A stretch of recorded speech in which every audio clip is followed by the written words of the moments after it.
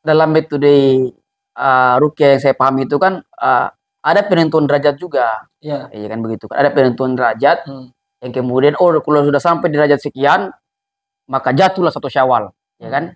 Nah, itulah yang kemudian dipakai. Jadi hisab itu kan perhitungan secara astronomi, tetapi secara fisik itu kan dengan metode ruqyah. Iya. Dan dalam fisik itu dalam metode dengan melihat fisik hilal tadi dengan cara ruqyah tadi, itu kemudian juga ditentukan juga batas-batas berapa derajat kan hilal yang kemudian muncul. Nah, tapi kan saya kembali lagi pada satu konsep tadi. Ruqyah sama hilal dipahami oleh pemerintah dan ormas-ormas Islam lainnya, NU, Muhammadiyah seterusnya, itu adalah satu metode yang sahih, iya kan, berdasarkan hadis. Artinya mau pakai satu diantaranya atau ya salah satu diantaranya juga jalan sah.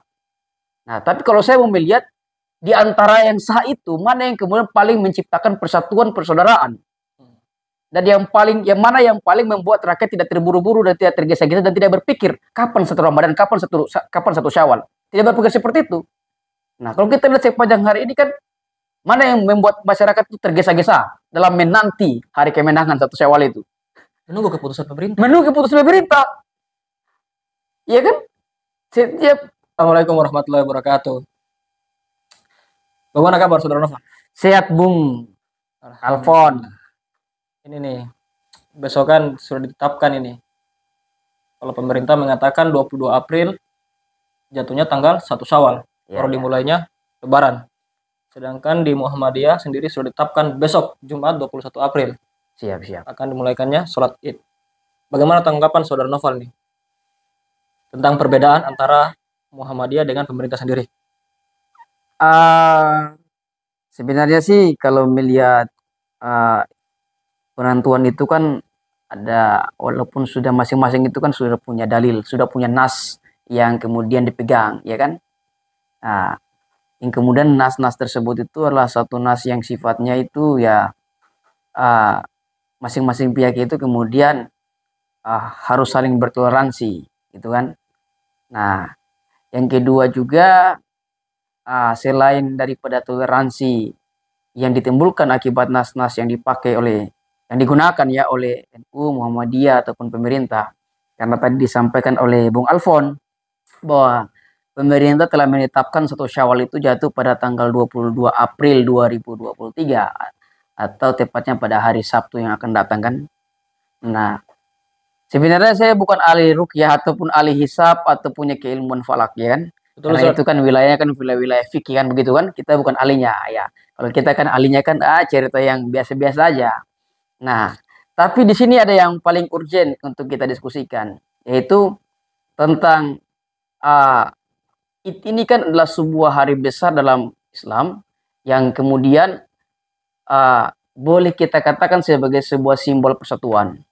Nah, simbol persatuan ini maka sangat dibutuhkan yang namanya suatu keragaman. Bukan keragaman, adanya suatu persamaan, ya kan?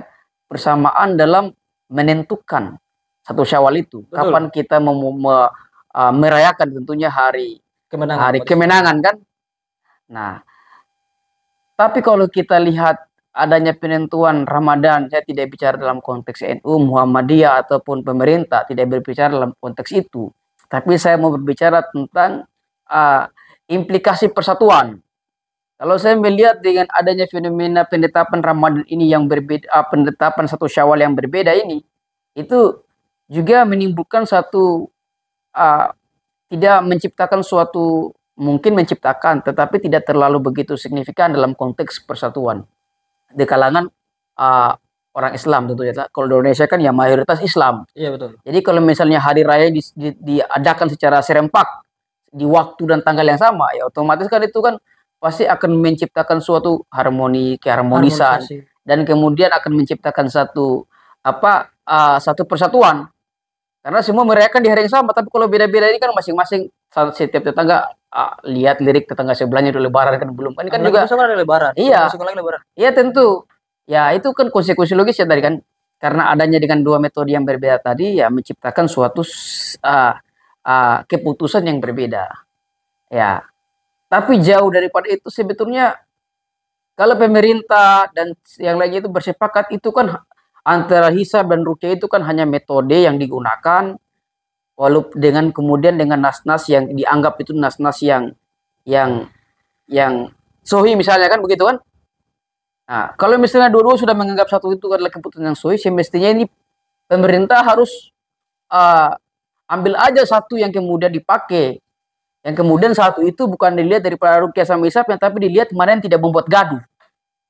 Ukurannya itu mana yang tidak membuat gaduh, mana yang tidak membuat publik bertanya-tanya. Yang kedua, digunakan aja di antara dua metode itu, hisab sama ruqyah, dia dipilih salah satunya yang kemudian membuat masyarakat yang menanti satu Syawal atau hari raya Id itu kan tidak menunggu-nunggu. Kalau kita lihat sekarang ini kan menunggu-nunggu.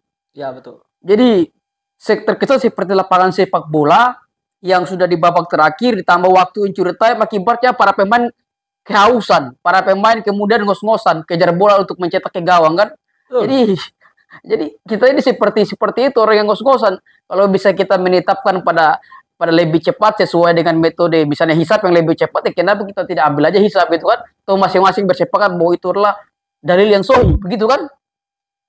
Ini kan ibu-ibu di kampung ini kan, dimanapun kan, ini pusing ini kita mau takbir malam ini kah atau mau bagaimana nih? Kita tunggu pemerintah lagi kan? Lagi-lagi kita harus menunggu pemerintah, sementara kita mau takbir, kita mau buat ketupat misalnya kan, kita mau buat nasi goreng kayak apa kayak ayam goreng kayak kan. Jadi semua itu menjadi tertunda karena ya tadi, karena keputusan pemerintah ini selalu di ujung tombak, gitu kan? Ya kita tidak salahkan pemerintah, tapi ini kan sebuah saran bahwa ya ke depan semestinya penentuan satu Syawal itu seharusnya ya lebih cepat aja, misalnya dengan metode hisab, ya kan? Karena kan sekarang pemerintah juga akui bahwa hisab tidak salah, ya kalau begitu ikuti aja itu kan begitu. Kalau pemerintah kan menentukan Lebaran hari kemenangan itu berdasarkan Ru'yatul Hilal. Ya. Mereka mengatakan bahwa saya tidak menemukan sama sekali hilal kelihatan untuk hari ini.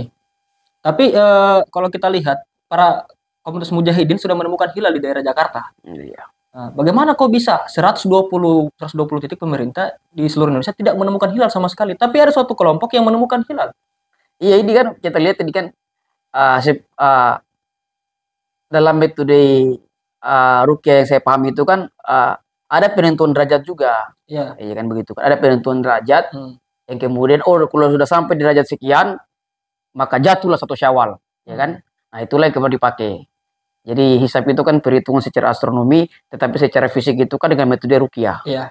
Dan dalam fisik itu, dalam metode dengan melihat fisik hilal tadi dengan cara ruqyah tadi, itu kemudian juga ditentukan juga batas-batas berapa derajat kan hilal yang kemudian muncul. Tapi kan saya kembali lagi pada satu konsep tadi, ruqyah sama hilal dipahami oleh pemerintah dan ormas-ormas Islam lainnya, NU, Muhammadiyah seterusnya, itu adalah satu metode yang sahih, iya kan, berdasarkan hadis. Artinya mau pakai satu diantaranya atau ya salah satu diantaranya juga jalan sah. Nah, tapi kalau saya mau melihat di antara yang sah itu mana yang kemudian paling menciptakan persatuan persaudaraan, dan mana yang paling membuat rakyat tidak terburu-buru dan tidak tergesa-gesa dan tidak berpikir kapan satu Ramadan, kapan satu Syawal, tidak berpikir seperti itu. Nah, kalau kita lihat sepanjang hari ini kan, mana yang membuat masyarakat itu tergesa-gesa dalam menanti hari kemenangan satu Syawal itu? Menunggu keputusan pemerintah. Iya kan? Setiap malam ini bisa kayak tadi kan? Iya. Beberapa jam yang lalu mereka lagi sidang isbat. Ada acara pembukaan lagi lah, ada acara inilah, panjang sekali prosesnya. Sebentar ibu sudah menanti, ini mau takbir atau tidak nih kan? Itu arisan apa? Itu arisan atau apa? Itu mereka metode ruqyah pemerintah itu, gitu kan? Jadi kalau saya melihat itu situasi yang menciptakan kegaduhan psikologi publik, itu jadi gaduh dalam ini. Jadi kita dibuat seperti tergesa-gesa gitu. Kayak tadi saya bilang di waktu-waktu injury time. Tapi kalau misalnya memutuskan sejak awal-awal sudah ditentukan jauh-jauh hari, ya pasti kan tidak buat kacau. Betul. Sebenarnya apa yang dipikirkan oleh pemerintah? Kan dia mengakui juga misalnya metode hisab itu sah. Tapi kok masih mengambil satu metode ruqyah, itu sah-sah juga saya bilang kan. Juga. Saya tidak mengatakan bahwa itu tidak sah. Tapi kan saya mau melihat mana yang di antara kedua ini mana yang lebih banyak kebaikannya.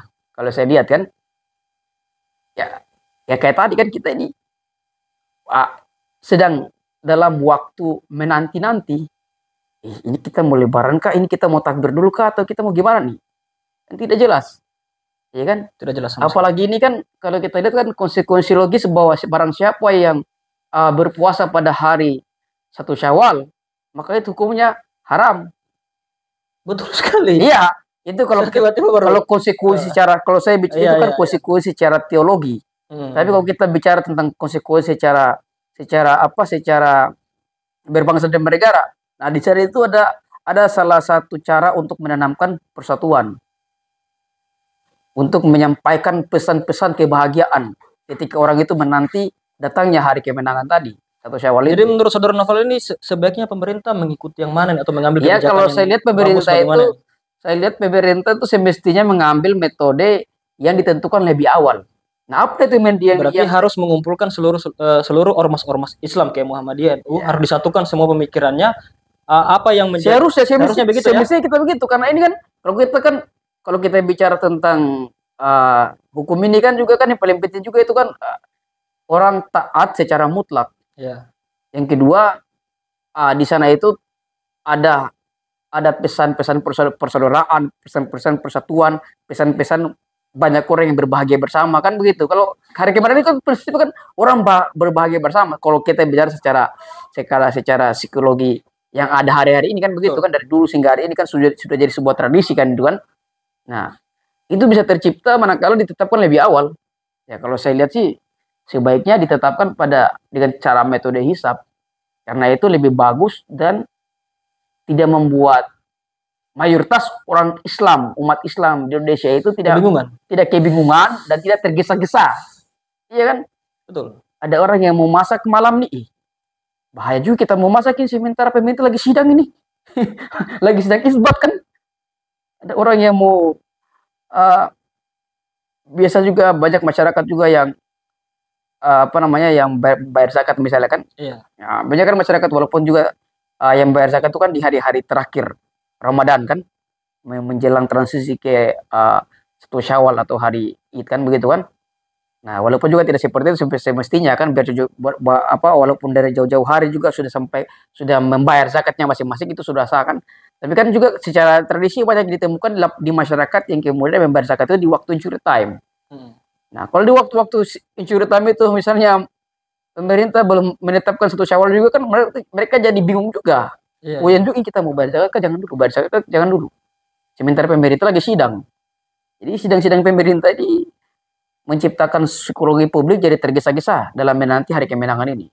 Yang kedua, dengan adanya perbedaan kayak begini, itu menciptakan publik masyarakat menjadi tidak bersatu dalam konteks merayakan hari kemenangan. Padahal kan penting sekali. Ya, saya pikir lebih bagus ya dengan cara metode hisab aja supaya lebih cepat ditentukan. Toh kan semua masing-masing sudah menyampaikan bahwa ruqyah atau metode hisab itu metode yang sah. Nah, tinggal kita pilih nih, kira-kira yang mana yang paling banyak keuntungan. Kalau saya lihat sih dengan metode hisab yang atau paling mungkin lebih tetapnya kira-kira begitu. Lebih awal saja oleh pemerintah. Iya, ditetapkan dengan lebih awal itu dengan metode hisab tadi. Metode hisab atau metode hisab. Ya, dengan menentukan secara astronomi, kemudian tanggal 1 Syawal itu berapa, sudah ditentukan sejak awal. Iya. Jadi saya tidak bicara dalam kapasitas NU, kapasitas Muhammadiyah, ataupun kapasitas pemerintah. Tapi saya hanya melihat secara psikologi publik dan kemudian aspek persaudaraan yang terbangun. Iya kan? Bagaimana menyatukan seluruh masyarakat Indonesia ini? Karena saya ingin yang sama ya. Saya ingin kita pakai satu logika yang sama. Kalau dua hal ini kemudian itu sahih, ya kan? Tapi kalau kita pilih salah satu di antaranya yang membuat tergesa-gesa, membuat publik rakyat itu dalam sebuah penantian, kenapa kita tidak mengambil satu yang sah, satu lainnya yang sah tadi, yang kemudian jelas diakui oleh semua kalangan, kemudian tidak membuat publik masyarakat menanti-nanti, kan begitu? Kenapa kita Kenapa kita tidak mengambil seperti itu? Kira-kira begitu, Bung. Siap, Saudara Novel. Siap. Cukup. Ya, saya kira dari pembahasan tadi ini angka baiknya pemerintah lebih awal menetapkan untuk kapan 1 Syawal ditetapkan. Alangkah baiknya untuk next time tahun ke depan pemerintah semoga mengambil kebijakan. Jangan buat gaduh.